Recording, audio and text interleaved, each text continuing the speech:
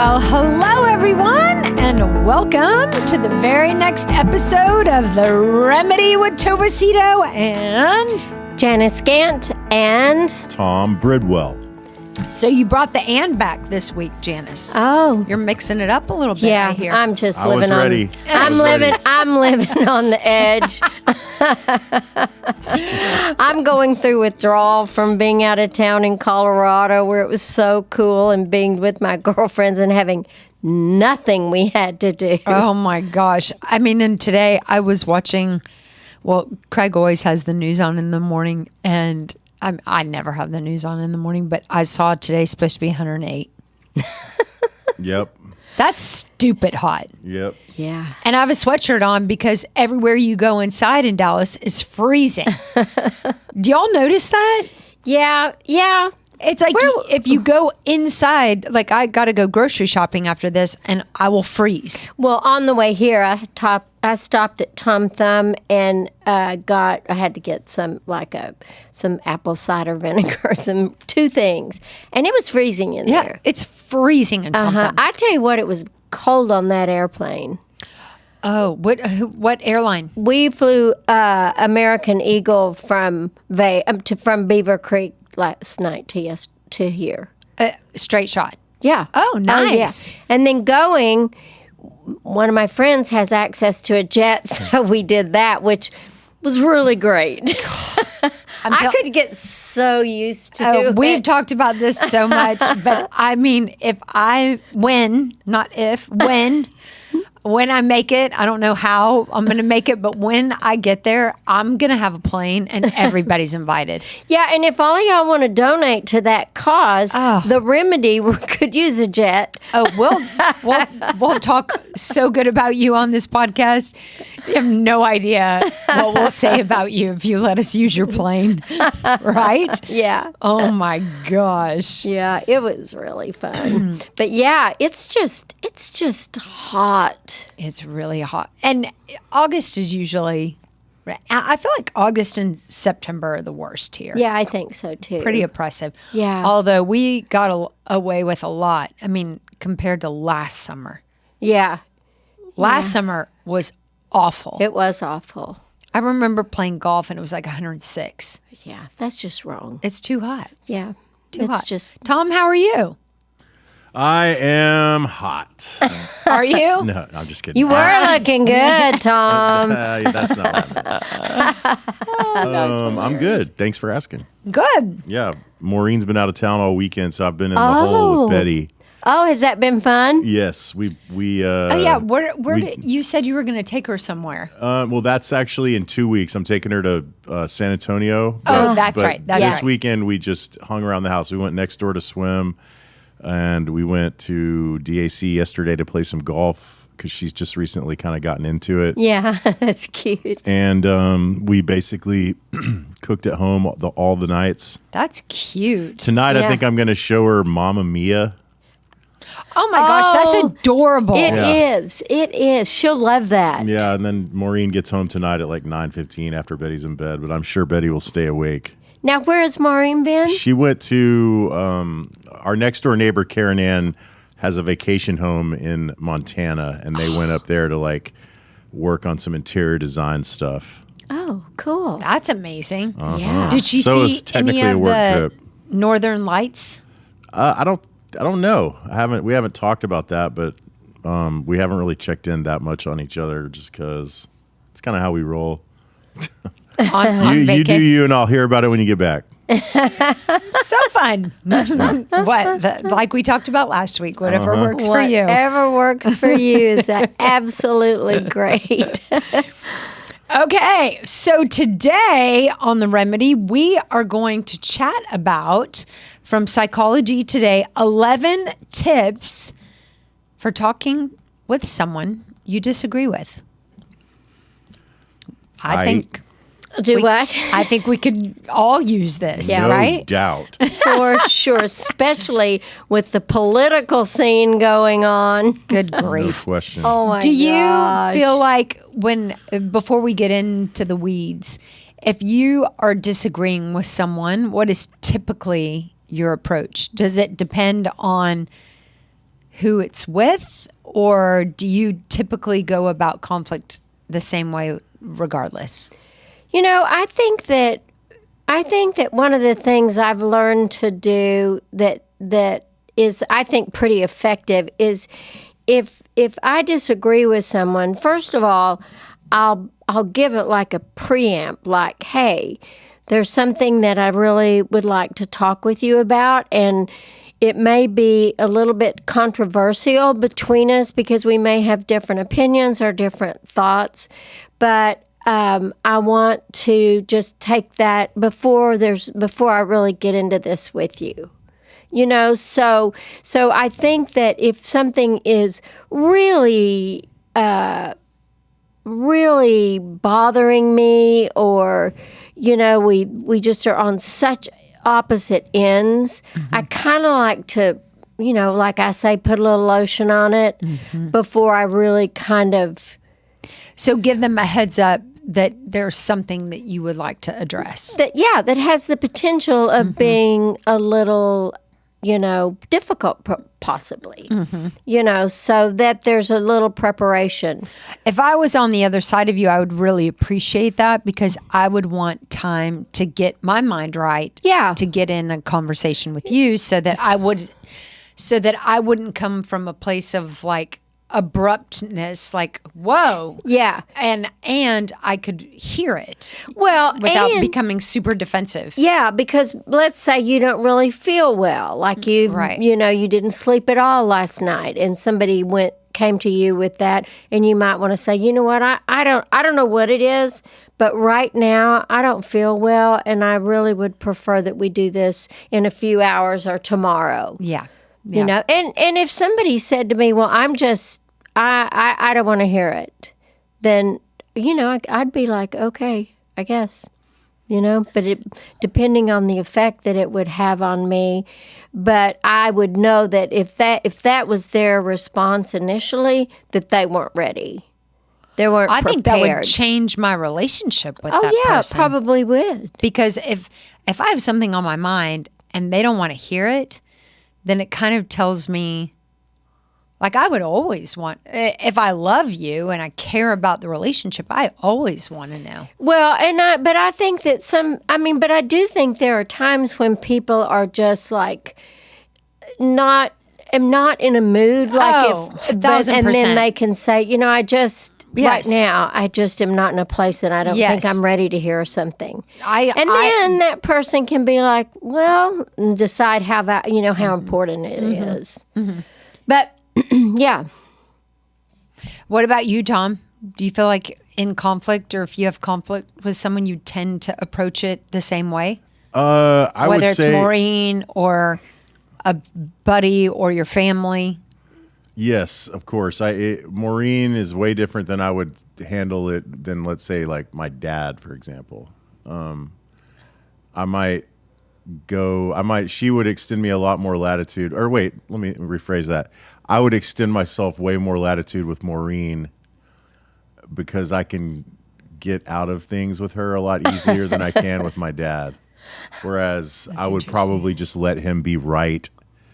Or let him think he's right most of the time, rather than go down that road. I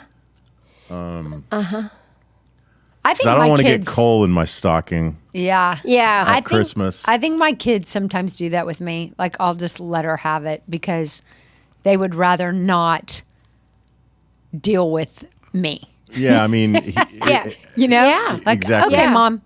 Okay, mom. But I know that they're not really like, oh, that's such a good point. Thank you so much. Oh, it's like they just want it over. Yeah. And I think a lot of people want it over. Yeah. Yes. I don't want to spend a bunch of time oohing and gooing with somebody if we're in the middle of disagreeing. I'd like to just say, okay, well, let's just agree to disagree, and then move on. I'll Totally. see you maybe tomorrow. Maybe not.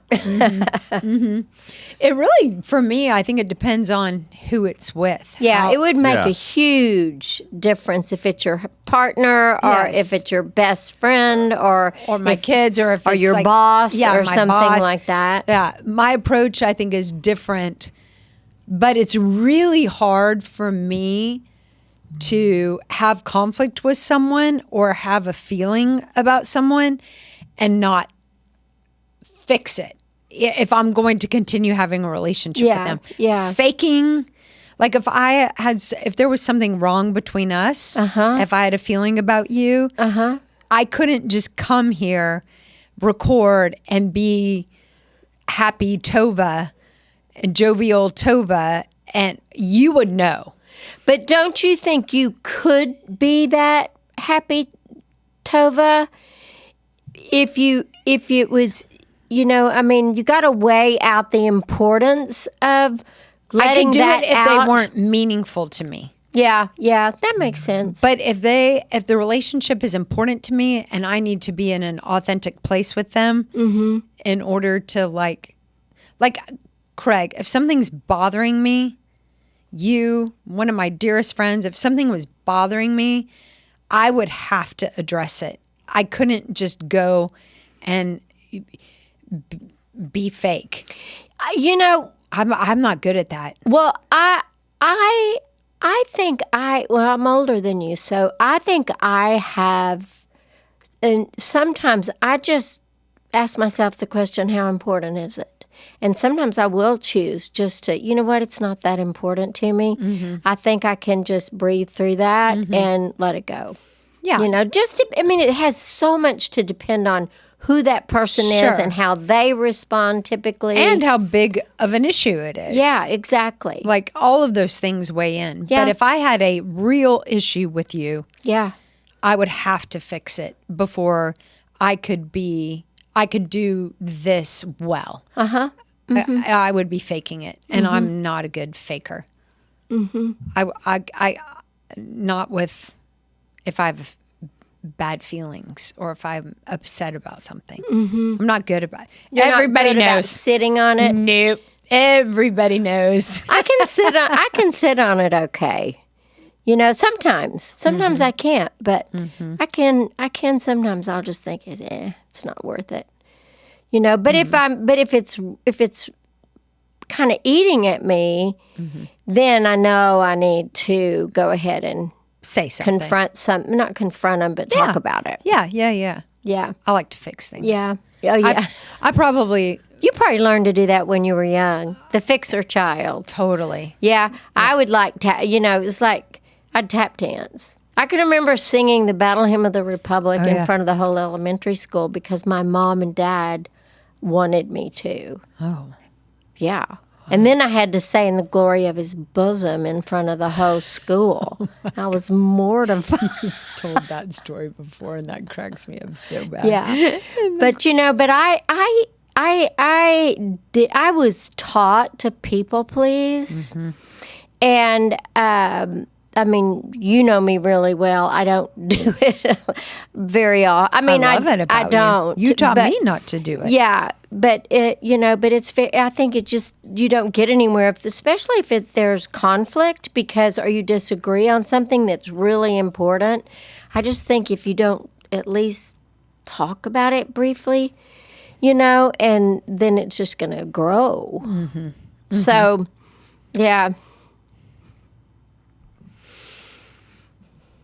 But I'm getting better in my older year picking my battles. I think when I was younger and I was more insecure and I was more, I don't know. I think when you're not as evolved, you take things way more personal than we need to. Yeah, I think so too. And I think about like in my first marriage, I don't think I addressed things appropriately. I mean, I might cry or I might yell or something like that. But I think that me living through all of that was helped me to understand that with Tom, I can't hold on to it very long without bringing it up. I'm the same. And I think it was just kind of immaturity on my part. Yeah. Probably. I mean, and just an evolution of our EQ. Thank God. Okay, so let's get this party started. All right. I'll start. Oh, good. Okay, go. Number 1, do Tell people that they matter. Before anything else, make sure you reinforce your relationship with the person, saying things like, before I say anything else, I want to make sure you know that I care about you or that I respect you. It's kind of basically what you just said. Yeah, but that's just so good. Yes.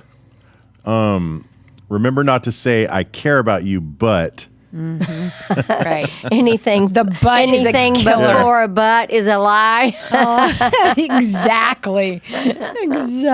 Expressing that they matter, full stop, reminds both of you the value of the relationship over and above personal beliefs and ideals. It's a big glowing reminder that our humanity is determined by how we treat each other, not by how much we agree.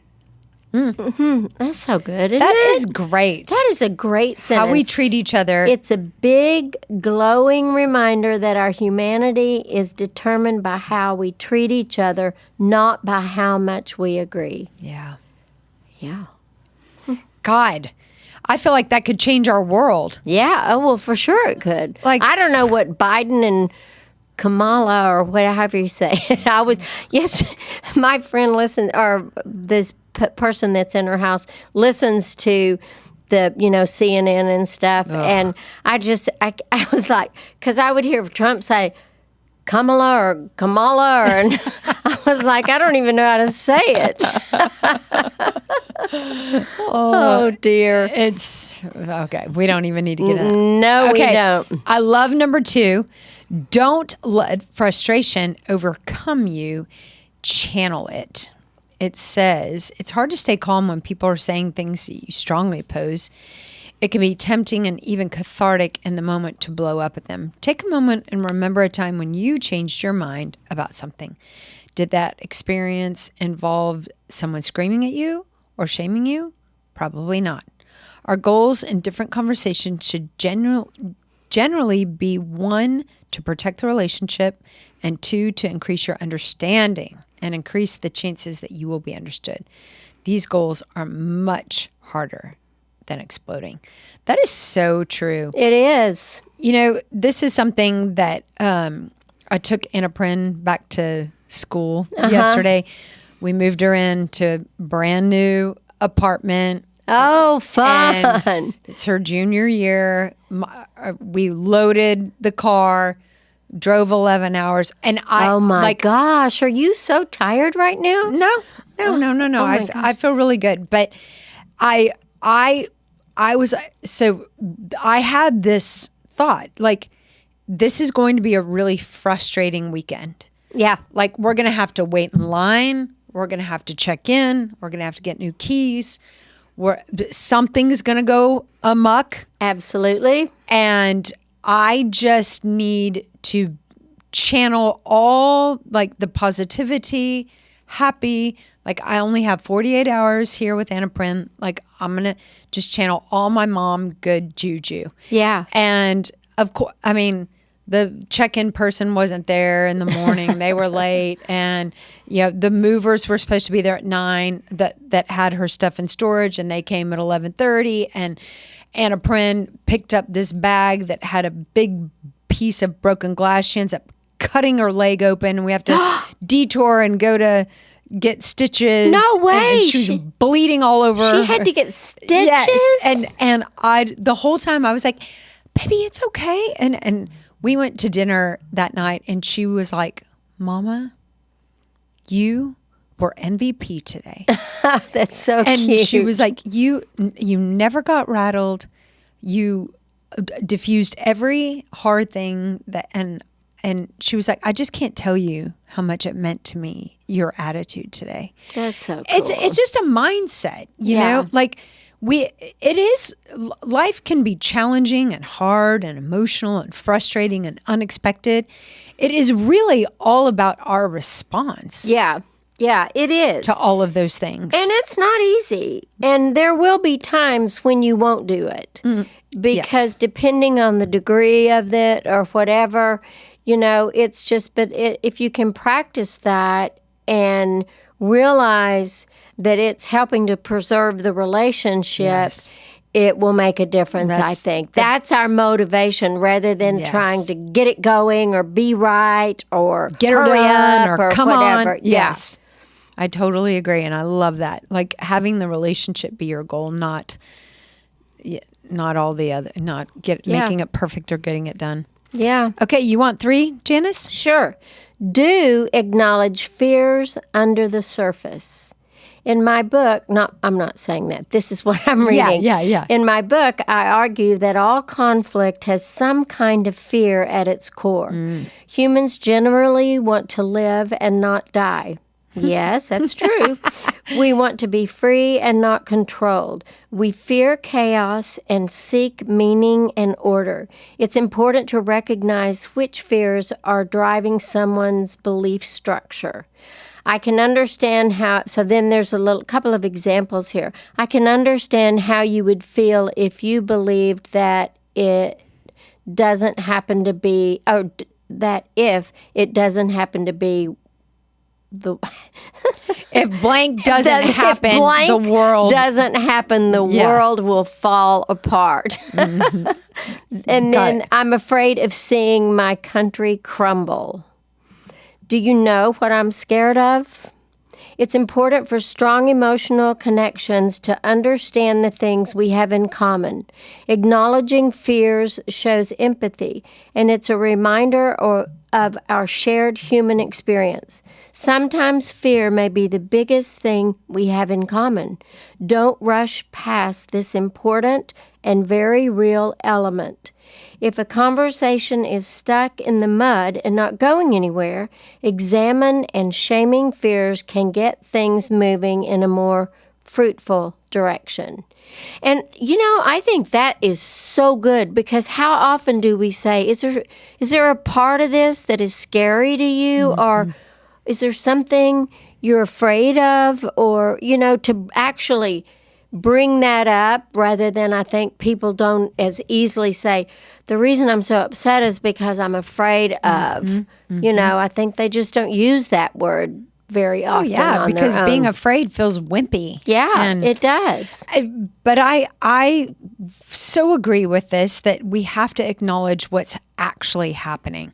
A lot of times we hide between like this stuff that's like surface level, like up at the top, but then it's like, wait a minute, let's peel back the onion and get to what's really wrong. Like Craig and I we can fight about different things, or have conflict about different things, but the underlying thing is usually thematic. It's usually the same argument or the same conflict showing up in a different way. Same frustration, same like if I just peel back the layer and go down to the bottom, it's like, oh yeah, we have conflict about this thing. This is what our conflict is about. And so I see this in my relationship. I think it's just I think this is really true. Well, yeah, I think, and a fear is, it can really be rumbling in our bodies, and we don't even realize it. Afraid of somebody leaving, or if you're afraid of not being enough. Yeah, or afraid, let's say, or afraid of being too much, or a guy being like, I'm afraid if I don't do this, she'll spend all the money, or right. I mean, there's so many things, and if you can identify the fear, then it kind of helps to dissipate it, don't you think? I think so, and I also think it helps to heal it, because if I know what Craig is afraid of, then I, as his partner, should try really hard to make sure that I do whatever I can to, like, Craig knows that a big fear of mine is cheating. Just, and so I can tell he's very vigilant. I don't know if he's always been like this or he's just like this with me, but I know that Craig is incredibly vigilant about other women. He never talks about other women.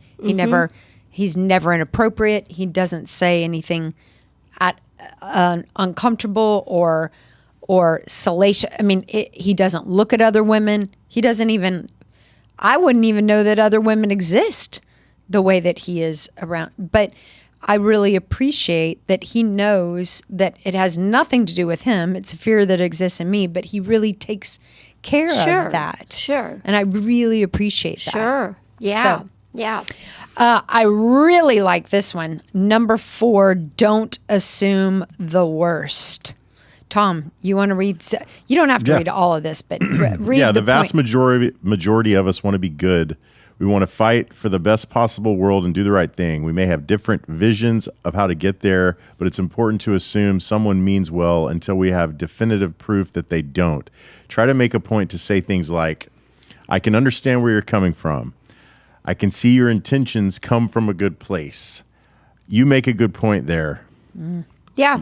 Yeah, I mean, that's important to like show somebody that you value them, and I don't know. Yeah, and you're giving them the idea that when you say those 3 things or something like that, then that person doesn't get adversarial to whatever you're talking about, because that's a really kind thing. Those 3 sentences are really kind. They are very kind. My kids taught me this.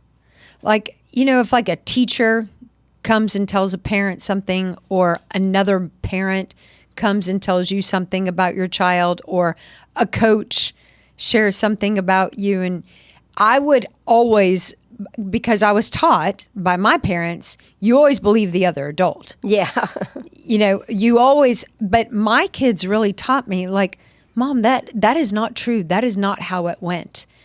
And Carter one time said, like, it really upsets me that you don't give me the benefit of the doubt, that you will always believe the teacher, or you will always believe the coach, or you will always believe the other. He was like, it's not always true, Mom. Yeah, it's not. And it's, or another, yeah. But when we were growing up, teachers were always right. Well, you just were not to disagree with an adult. You were never allowed. Whether it's the preacher, right, your aunts, your grandmother, the coaches. The adult was always right, but it's not true. No, it's not. And I really think this is a really good one. Yeah, I do too. You want to do 5? How about you do 5, Tom? All right. Share your sources. Do share your sources. The information we use to construct and uphold our beliefs is incredibly important. Where we get this information is also important. The problem is, in the digital age, there's a lot of convincing false and misleading information floating around the world. I guess I see what this means. It's funny, like, they do this on the news a lot, where they'll That's say... why Janice and I don't watch it.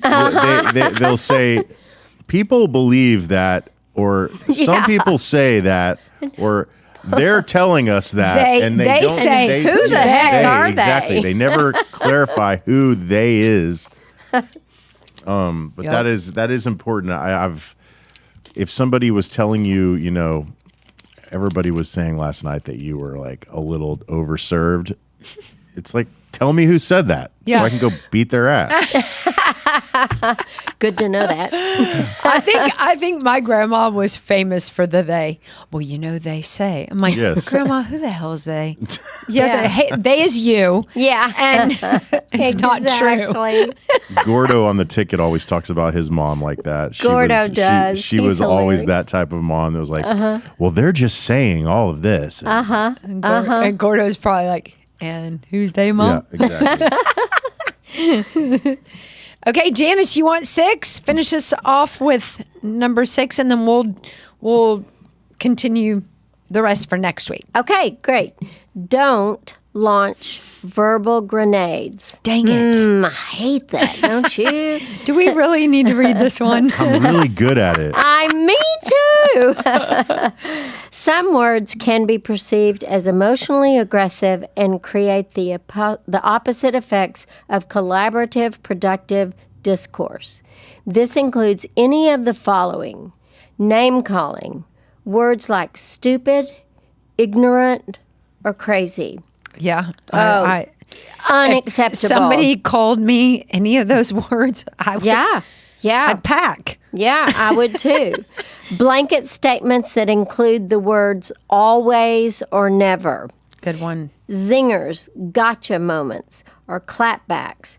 These are momentarily gratifying but may erode your relationship with the person. Yes, they will. I mean, and those, when you think about that, those zingers and stuff, that's abuse. That's verbal abuse. It is verbal abuse. And I'm sure you've seen this, Janice, when you counsel people, because when I tell people that's abusive, they're like, it's like I've offended them. I'm like, I'm sorry that you're offended. Like I'm not. I don't say this, but I'm thinking to myself, they act like they're so shocked by this knowledge that they're abusive. It's like, no, that is verbal abuse. That is. I remember when you told me like things that you're like, Tova, that's abuse. And I mean, I just remember crying, and because I felt so validated, because it felt abusive. Yeah. Things for that sure. Your I was on the stomach will pinch or your receiving chest. end of, Yeah. And so